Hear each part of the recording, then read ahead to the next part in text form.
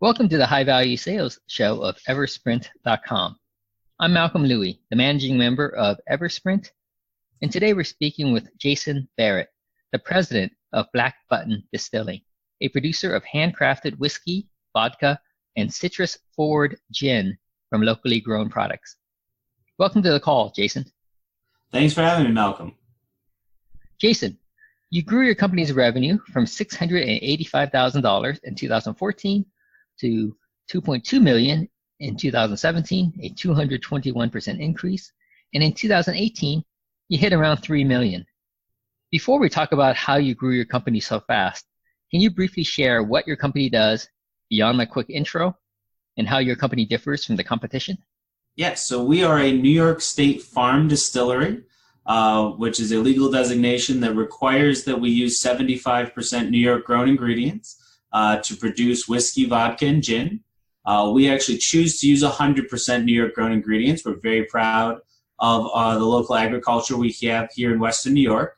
And we take in those raw ingredients, whether they be corn, wheat, rye, malted barley, apple cider, ultra-pasteurized milk, and then we convert them in our manufacturing facility into our products. We then retail those products in our 2 tasting rooms, as well as wholesale them. We buy self-distribution through our home state, a network of distributors across 12 states, and we also have an export partner in Japan. So we've been exporting our whiskey to Japan now for about 14 months. Very cool. Now, can you share with me the value, the importance of having the New York State Farm label? I mean, what does that do for you? So it's a twofold thing. First and foremost, I mean, Western New York is my home. It's a place I'm incredibly proud of. And we have great agriculture here that many people are not aware of. So, some of it's a point of pride where we want to be able to show off the great agricultural bounty that's available in Western New York. But secondly, it is a legal designation that allows us to do some of our business route to market. So the self-distribution and the sales in the tasting room, both of those are only available to us because we're a farm distillery. So if we were, for instance, making rum, we would not be able to sample and sell it to the public in our tasting rooms. So some of it is a legal difference. Right, and having those tasting rooms is, I imagine, quite a good way to let people know about your product. Yeah, it's a great marketing opportunity. And a great opportunity for people to come in and try some of our specialty products before committing to buying a bottle, so they can really discover what they like, as well as learn more about how to use the products in cocktails. So if I went to the store, if I went to the local grocery store or liquor store, bought a bottle of whiskey, vodka, gin, how would it be different from yours? And there's a couple of differences. Probably the biggest one being our recipes. So we have a house style, if you will. Our spirits tend to be very approachable and very soft. They don't have that medicinal bite that you get in the back of the throat from some of the mass-produced spirits. And some of this is just due to the technology that we use to produce our spirits. Secondly, for our gin, we have a citrus-forward recipe as well as a lilac recipe. So that's going to be very different from your traditional London dry gins that are very juniper forward. Ours still has juniper in it, but again, much more citrus or floral on the nose and on the tongue. So it really is a great addition to any home bar or bar out at a restaurant because it allows for differentiation in your favorite cocktails. Right. So the flavor and essence and smell is a little different. Yes. Yeah. I always say that the number one thing our consumers can expect from us is a spirit that adds to the conversation as a unique item that's great in a glass or in a cocktail. Right. Got it. So you grew your business quite rapidly, 700,000 in 2014, and then 4 years later, you're hitting 3 million. Can you share what the biggest drivers were of your sales growth during that period? So it's a mix of having great people, great product, being process focused, and a little bit of luck never hurts either. But the first thing I would definitely credit we have a team of 88 employees, of which 20 are full-time and over 60 are part-time. And they do everything from bringing in the grains to selling the products at the liquor stores to helping me put the bottles and the labels on the products. And without their support and help, I would just be a very lonely guy. We've also taken a concerted effort to try to understand what our customers really want. So how can we best serve the liquor stores? How can we best serve the consumers? How can we help them make money in their business and be a partner and really forge relationships? And then, as I said, a lot of hard work. It's amazing what you can get done working 7 days a week for 5 years. Right. Now, can we talk a little bit about the people? You said you have 88 employees, 60 of them are part-time, the rest are full-time. And you said that's a key part to making everything work. Can you elaborate on that? Yeah. So we're always looking for new Black Button team members. A lot of our team members were at one point consumers. They came in to try our products. And we enjoyed the conversation that we had with them, and they enjoyed what they saw here, and we invited them to come be with us. And some of them stay for a short time, and some of them stay for years. But it's their hard work and their passion for our products and what we're doing here that really help us. It almost ends up where that the love of Black Button and the mission ends up a little infectious. Right. Now, the folks you hire, do you hire them for specific skills, or are you able to train them up on what needs to be done? So it's a variety. So if it depends on what the position is. If it's one of our full-time positions, if it's in production or something, we're looking for someone that has a background in fermentation science. If it's someone in our hospitality team, we are able to train those skills, specific skills a little bit more, but we're looking for people that are outgoing and that like talking to people and that aren't afraid of hard work. And then for sales, we actually have a pretty rigorous sales testing process where we actually have our prospective sales reps take some psychological profile tests so we can understand if they're going to fit in with our company. And we use that data to help determine, if it's going to work out for both parties. At the end of the day, if somebody doesn't like to work here, they're not ultimately going to be successful, and that's a waste of their time and ours. Right, definitely. Now, you mentioned you have a large number of part-time folks. Why is that? So on any given Friday and Saturday night, we are doing between 15 and 20 liquor store tastings, as well as running both of our bars. And also during the week, we're doing quite a bit of bottling, where we need 6 to 8 people to run our bottling line, and our production team only has 3 full-time members on it. So we try to find it as a win-win for either retired folks or maybe school teachers or folks that are just looking to get out of the house and earn a little bit of extra income while also enjoying what they do. We've got a fairly flexible scheduling program where they can actually online, say when they're going to be out of town or unavailable, or if all of a sudden something changes, they're able to put their shift up on this and reach out to other team members to get that shift covered. So it's a good, work-life integration that we offer, and we have an opportunity to be a part of a great movement. Right. And it's a lot of fun. Okay. Now you mentioned the word movement. Can you talk a bit more about your movement? I mean, I think the employees, I think a lot of our employees and our consumers, they care about where their food comes from. They care about the environment. They care about how things are made and what they're putting into their bodies.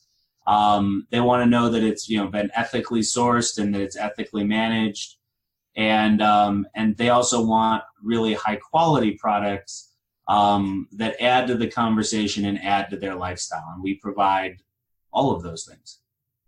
Okay, great. For number 2, you talk about the product, what your customers want. One set of customers, of course, are the people who are consuming at the end. Another one you mentioned were liquor stores. In your mind, who are your customers, and how do you figure out what they want? So our customers, a lot of the accounts that buy from us are local liquor stores in New York State. They're all independently owned liquor stores. But our end consumers tend to be highly educated, between the ages of 35 and 55, about 60% female, 40% male. They tend to be folks that are, that have a little bit of disposable income, but maybe not so much that they're going to splurge on big ticket items. But being able to buy higher quality spirits, enjoy it at the end of a long day or at the end of a long week, and again, have high quality products that are made right in their community. I think that is what is of so much interest to our end consumers. Okay. And how do you figure out what they want? You mentioned that earlier about figuring out what they want and providing a product that fits their needs. It's definitely twofold. We ask them in our tasting rooms or or through our social media, but also a lot of it we try to create products that that we like and that we want to drink, and ultimately hope that if we really like it, we will have enough consumers to join us that it will be successful. Not all of our products have been. We did a Black Button Black Vodka 2 years ago. Everyone thought the black vodka was cute, but most people thought that it was licorice flavored, and there wasn't a lot of call for that. We didn't continue that after the fact. So it was a fun idea, but was a one and done. Whereas other ones, our bourbon cream was a suggestion from my father. He was always a cream liqueur fan. Thought we could do it better. Ultimately, we did, and it became a hit, and we still sell a lot of it today. Very cool. I think the fact that we're willing to always be trying new things also helps us find which ones are successful and which ones aren't. So how quickly can you whip up a new recipe and have a batch out there for people to taste? So it's not quite as easy as some folks might think. We do have to get federal label approval and formula approval. So though the product itself can come together in just a couple of weeks, it's probably a 3 to 6 month process to get it licensed and regulated and approved before we can sell any of it. But the actual R&D, we start every, we start a new batch of product every day. Most of that obviously being related to what we're making on an ongoing basis, but we have the ability to slot in our R&D whenever we need to. So are you able to come up with a new recipe and offer it for people to sample and taste, or do you have to actually go through the whole federal label and approval process before you can get to that stage? So we do have to get federal label approval before we're able to have people taste in our tasting rooms. The staff sometimes tastes with me, but that in the back. But unfortunately, it is a highly regulated industry, so we do have to comply with those regulations. Right. Okay. And essentially, you kind of have to wait for the formula to be done for you and your staff to say, yeah, this looks like a go, and then go through that process of getting approval before you can ultimately test it with your consumers and see if they're going to buy it or not. Correct. Right. Okay. Is the approval process pretty straightforward, or is it, or is it a bit of a roll of the dice and not really knowing what the outcome might be? I mean, it's just specific, I guess, is how I always tell it to people. Once you get, the first few times you do it, it's very difficult. But once you get used to it, you come to realize that the feds are just trying to keep everybody safe. So there are certain, products that are listed as, known and safe, and other ones that are more experimental. If it's more experimental, it's going to require more testing and more approval process. But, when you're taking botanicals that are generally known to the feds as safe for human consumption, it's a pretty straightforward process. Sometimes there's a few details, but ultimately usually get approved in the first go around. They do try to remind people that we are making a food product. But at the end of the day, people are going to take this home and ingest it, and we want to make sure that it's safe for all of them. So. Right, exactly. And now, to what degree is safety and the risk of a bad batch getting out there an issue when it comes to making product like yours? So there's really not too much of an opportunity, because anything that's going to make it hazardous is also going to taste awful. And since we do quality control checks along the way, we would notice those things before they got out to the market. So we have a pretty rigorous safety protocol in place to make sure that nothing harmful gets out there. And I imagine the nature of your product also is not conducive for stuff to grow in it either. I would say that it does help. I mean, as a high alcohol product, you could actually use it to, as a disinfectant or to cleanse things. So it is fairly safe by nature. Yeah. Right. Okay. Interesting. The third driver, a bit of luck and hard work, working 7 days a week. Can you talk a little bit about that? Because working hard 7 days a week is fantastic, but it does tire people out and maybe result in higher staff turnover, lower job satisfaction. Can you perhaps talk a little bit about that? Yeah. So actually, our employees, were very clear with them that we want them to only work 5 days a week. The production team and the sales team work Monday through Friday. Our hospitality team and some of our consumer outreach teams are really more of like a Tuesday through Saturday or Wednesday through Sunday, depending on the individual employee. We try really hard to have the employees have 2 days off in a row. I myself, flitter in and out and still try to find some of that balance. But again, it's sort of, I always think the idea of work-life balance is a little odd because it implies that the two are opposed to each other. So I'm always striving for work-life integration. If I'm able to schedule a day in the middle of the week to focus on one of my hobbies or have a little time to myself, I'll take that. But then maybe I'll come in on Saturday and work our tasting room alongside our hospitality team and get to meet guests and give tours and things like that. So it's just sort of a dynamic dance. I do actually, I think a lot of entrepreneurs attempt to work too many hours. So I'm pretty hard on myself that if it's going to be a late night, I try to have it be a little bit of a late start to a day. And then also I think I do a good job of making sure that all our employees take their paid time off and taking mine as well. Right. I'm always surprised at how refreshed I come back after a little bit of time away. So I think it's important for people to work smarter as well as working hard. But realize that the human body is only built for so much. Yeah, you do need some rest to recharge. Yep. Now, how did you grow your sales from 6 digits to 7 digits so quickly? Was your team canvassing every single independent liquor store in the state of New York and giving them samples and sending bottles and just trying to generate the interest? Was that how you did it, or was there another way of getting your product out there and selling more bottles? So really more of a holistic approach.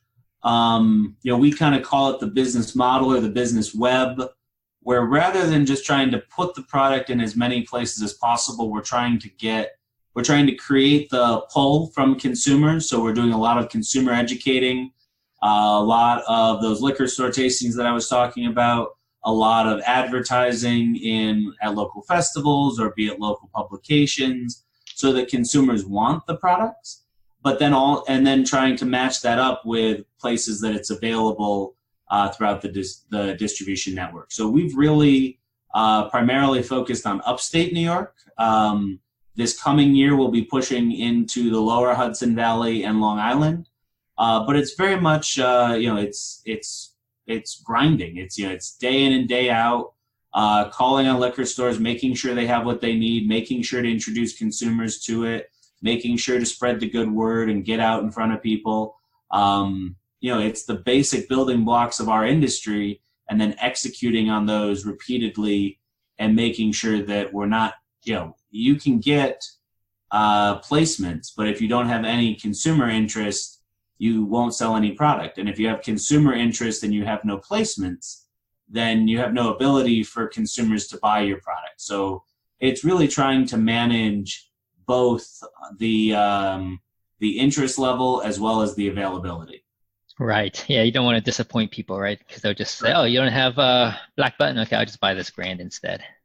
Yes. So you don't want that to happen. Okay, got it. Now, I took a quick look at what you were doing from a pay-per-click perspective and a SEO perspective from the tools that I have, and I'm not seeing a much on either front. What's your take on that?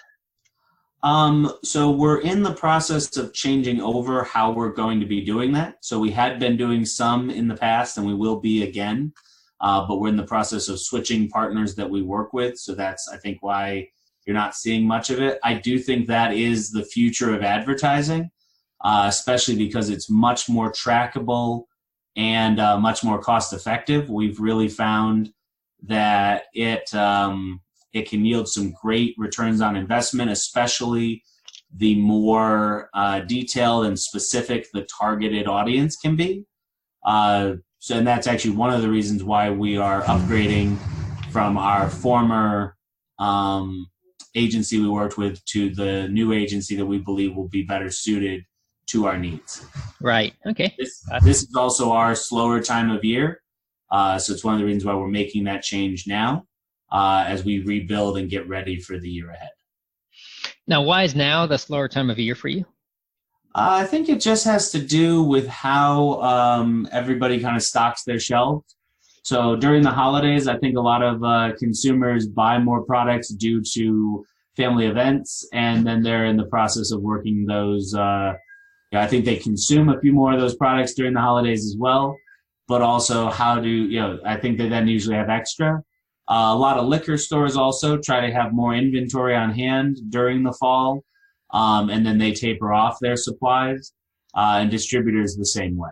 So, it's really just sort of I think the sales themselves are a little bit more steady, but because our industry kind of does this big ramp up and ramp down of inventory every year, that's where we see such a volume change in our sales.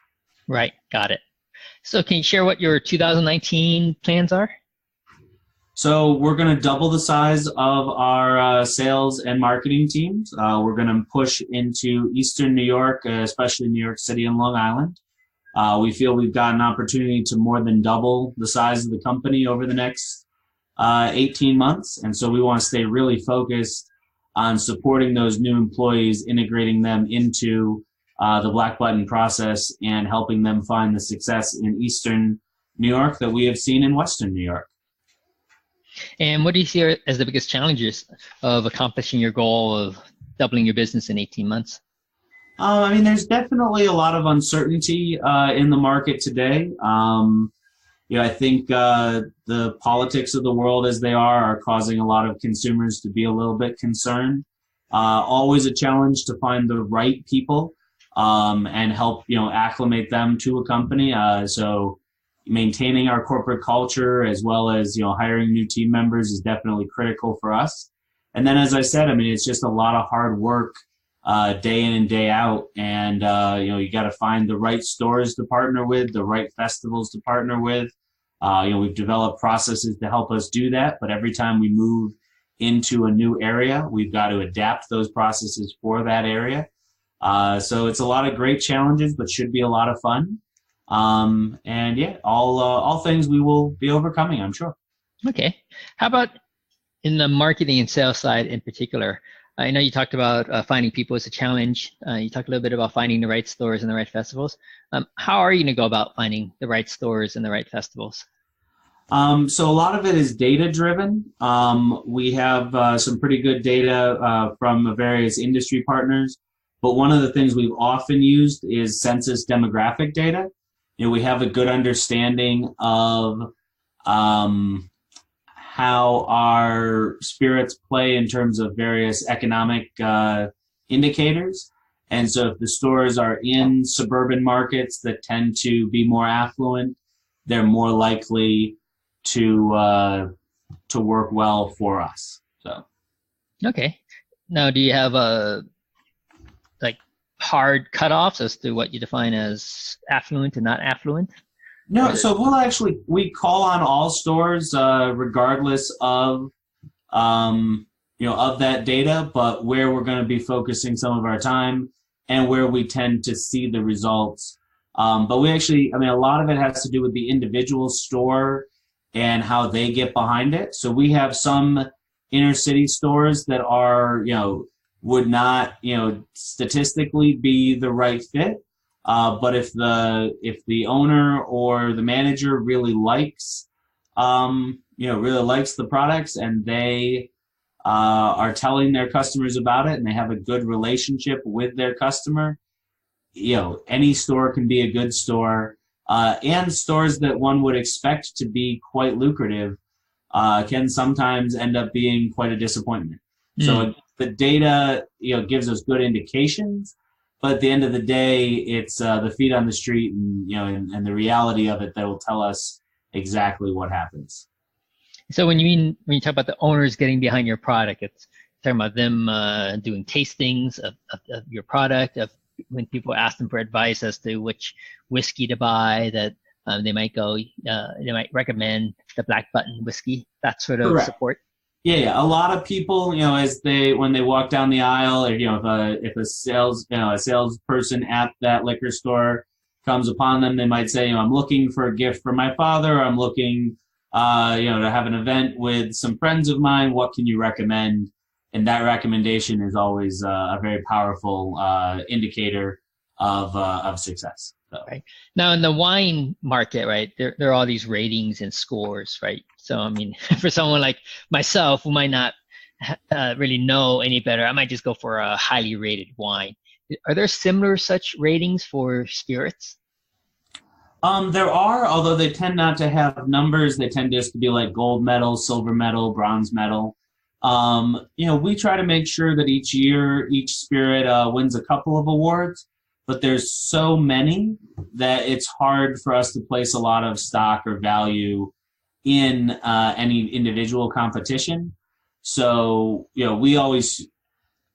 there's no doubt that the awards help, but I don't, and I think, like you, many consumers use them as a judge of quality to make sure that the products they're buying are a good value. Right. Got it. Now, three final questions for you. Say you decide to have a Black Button Distillery billboard on a freeway that moves quite well.